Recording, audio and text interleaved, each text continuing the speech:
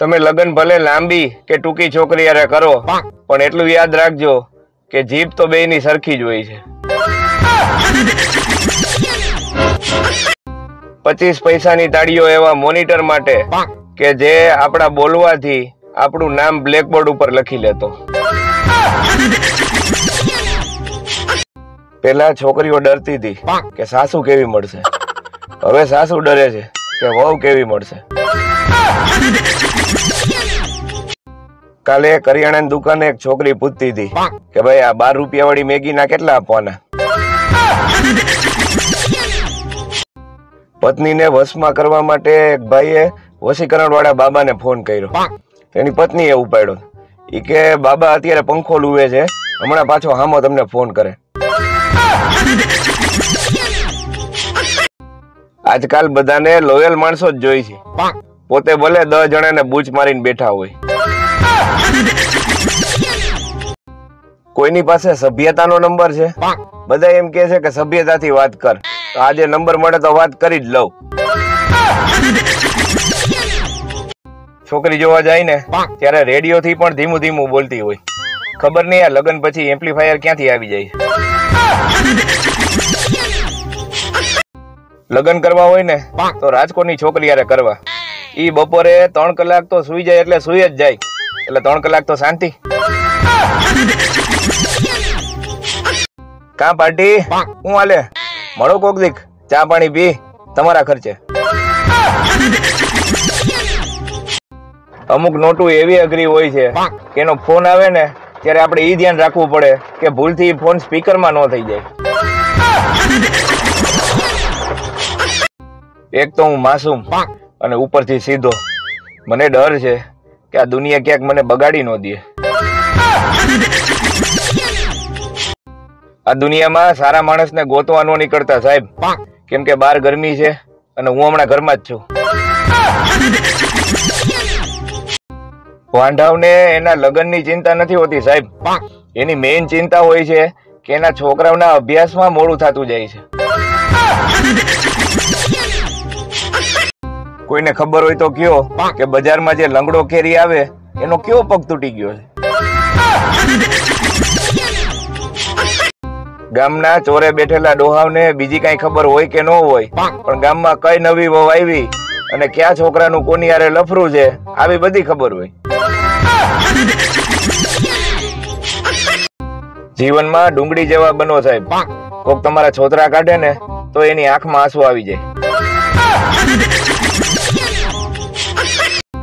જીવનમાં ક્યારેય હલવાઈ જાવ ને સાહેબ, ત્યારે એવા લોકોને મળવું કે જેને નાનપણમાં લેસન કાપી કાપીને લખ્યું હોય, કારણ કે એની પાસે શોર્ટકટ ઘણા હોય।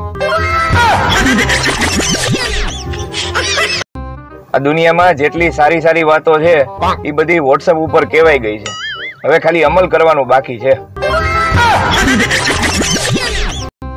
એલાર્મ મોબાઈલમાં વાગે કે ઘડિયાળમાં, ઉઠવાનું તો ત્યારે જ શક્ય બને ત્યારે કોઈ પંખા બંધ કરે। જીવવું અને મરવું એ તો ઉપરવાળાના હાથમાં છે સાહેબ, આપણા હાથમાં તો ખાલી મોબાઈલ જ છે। તમે તમારી અંદર રહેલી ખૂબીઓ શોધો સાહેબ, ખામીઓ શોધવા માટે તો ભગવાને પત્ની બનાવી જ છે।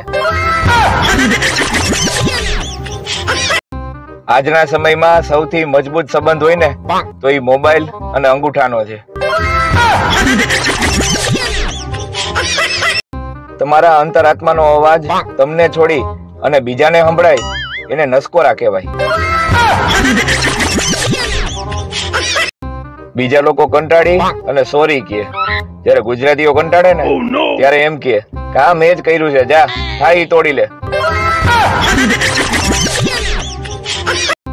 જરૂરી નથી કે બધા સંબંધ લોહીના જ હોય, અમુક સંબંધો લોહી પીનારાના પણ હોય છે। આપણે ત્યાં એવા હેવી ડ્રાઈવરો પડ્યા છે કે જે નો થાય એમ હોય એવી જગ્યાએ ઓવરટેક કરી સામે વાળાને પાછા ડીપર મારે। અમુક એટલા નવરા બેઠા હોય છે કે કીડી આયલી જતી હોય ને ત્યાં આડા હાથ રાખી અને કીડીને એમ કહે કે બેટા હવે ક્યાં જઈશ? પતિ પત્ની બંનેએ સંસ્કૃત બોલતા શીખી લેવું જોઈએ, એટલે ઝઘડો થાય ને તો બાજુવાળાને એમ લાગે કે કઈક પૂજા હાલતી લાગે છે. કોઈને ખબર હોય તો કયો કે સાબુદાણાની ખીચડીમાં કયો સાબુ વાપરવો સારો. માણસ ગમે એવી તકલીફમાંથી નીકળી જાય, પણ ત્યાંથી નહીં નીકળી શકે જ્યાંની પત્નીએ પોતા માર્યા છે. લગ્ન પહેલા પત્ની કહે તમે મારા, લગ્ન પહેલા પતિ એમ કે તું મારી, અને લગ્ન થઈ જાય એટલે ચાલુ થાય મારા મારી. અમને એપ્રિલ ફૂલ બનાવવા લાંબા મેસેજની જરૂર નથી સાહેબ, ખાલી એટલું કહી દેજો કે અમારા ઘરના અમારા કીધામાં છે. લગ્નનો લાડવો ખાવાથી માણસ નથી પસ્તાતો સાહેબ, પસ્તાવો તો ત્યારે થાય છે ત્યારે એ બજારમાં કાજુ કતરી જોવે છે. ચાલો વેકેશનની શરૂઆત થઈ, હવે જૂની નોટો પાછી ગામમાં આવશે અને આરે પરચુરણય લેતી આવશે. આ માનવ શરીરમાં 1,37,000 નસો છે, પણ ખાલી પત્ની જ જાણે છે કે કયા સમયે કઈ દબાવવી. એક માએ એના છોકરાને ઉઠાડ્યો કે બેટા ઉઠ, ઉભો થા, તારે સ્કૂલે જવાનો ટાઈમ થઈ ગયો છે. છોકરો કે મને આજ નથી હોવા દો, મારે નિશાળે નથી જવું. માં કે તું ઉભો થા, આળસ ખંખેર, તું સ્કૂલે નહીં જા ઈ કેમ હાલશે? રોયા તું તો માસ્ટર છો. ઘરના લોકો સવારે મને એવી રીતે ઉઠાડે છે જાણે ત્રીજું વિશ્વયુદ્ધ શરૂ થઈ ગયું હોય અને છેલ્લો સૈનિક હું જ હોઉં. जब किसी की तरफ दिल झुकने लगे, बात आकर जुबां तक रुकने लगे, आंखों आंखों में इकरार होने लगे, बोल दो अगर तुम्हें प्यार होने लगे, प्यार होने लगे. બાપુનો એક જ પેટર્ન સવાલ છે કે ભણવામાં ક્યાંય આવતું નથી, તો આ મારા બેટા બૂચ મારતા શીખે છે ક્યાંથી? જો મિત્રો કોઈને ફ્રીમાં ડાન્સ શીખવો હોય તો બપોરે 1 વાગે ધાબા ઉપર ખુલ્લા પગે ચડી જવું. હું ઘરનું વિમાન એટલે જ નથી લેતો કે પછી હગાવાલા ટોણા મારે કે અમારા ઘર ઉપરથી નીકળો તોય ઘરે નો આવ્યો. આ દુનિયામાં જેનું કોઈ નથી હોતું ને સાહેબ, એનો મોબાઈલ હોય છે. રાત્રે મેસેજ આવ્યો હતો કે 20 લોકોને મોકલો તો સવારે ખુશખબરી મળશે. સવારે ઉઠી અને ઘરવાળી કે મારે પિયર રોકાવા જવું છે. સ્કૂલ ટાઈમનું સૌથી મોટું જૂઠાણું કે મેડમ હોમવર્ક તો કર્યું છે પણ નોટ ઘરે ભૂલી ગયો છે. એક બેન ડોક્ટરને બતાવવા ગયા કે સાહેબ આખો દિવસ ઊંઘ આવ્યા રાખે છે, શું કરું? સાહેબ કે કયો ફોન વાપરો છો? કે નોકિયા 1100. સાહેબ કે ફોન બદલી નાખો, એક એન્ડ્રોઈડ ફોન લઈ લ્યો, એમાં જીઓનું સિમ કાર્ડ ચડાવો અને વોટ્સઅપ, ફેસબુક અને ઇન્સ્ટાગ્રામ ઇન્સ્ટોલ કરી નાખો, પછી જુઓ.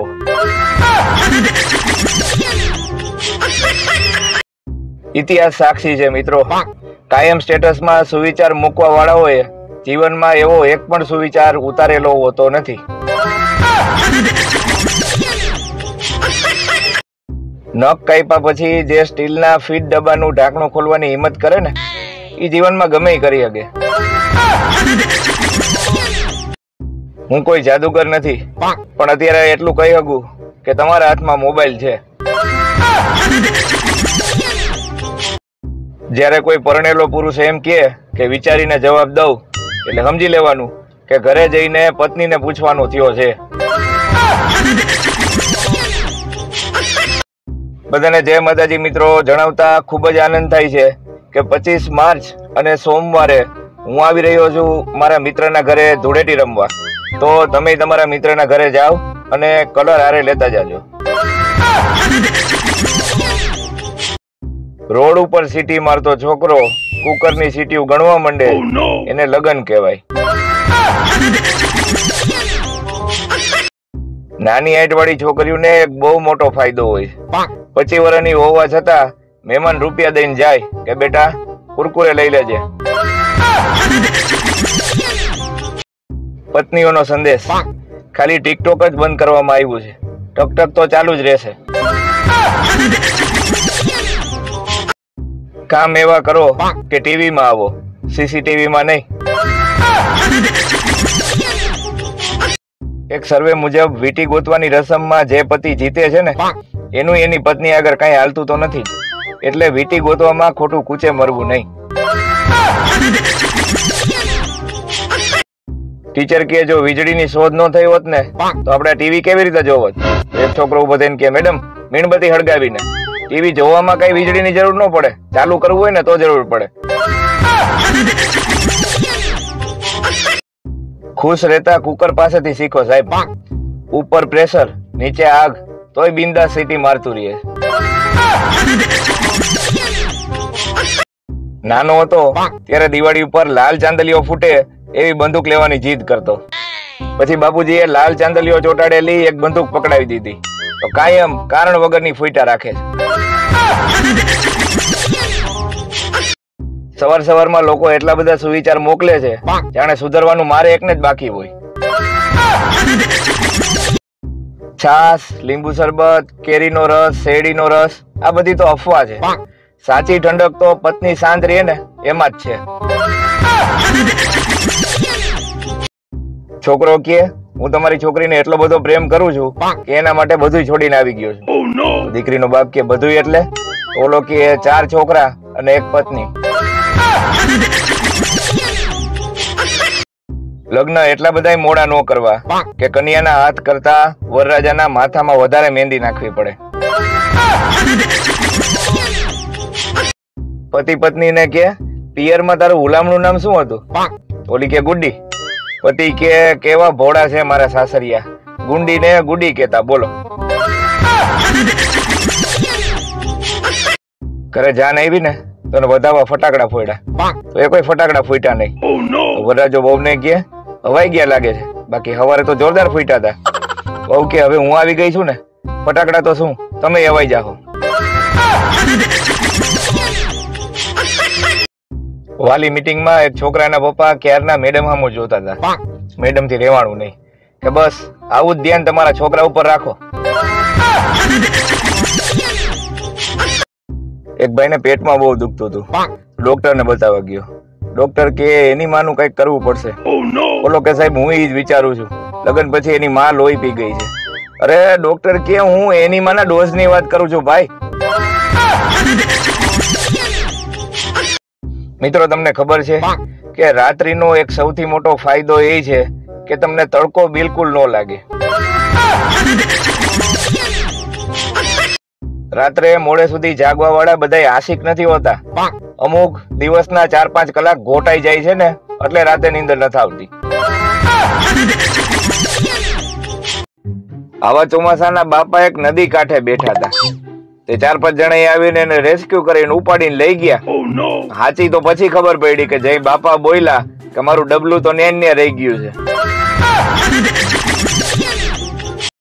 હવે તો માથું દુખતું હોય ને તોય ઘરવાળીને કેતા બીક લાગે, કારણ કે એ વાંક તો મોબાઈલ નો જ કાઢશે.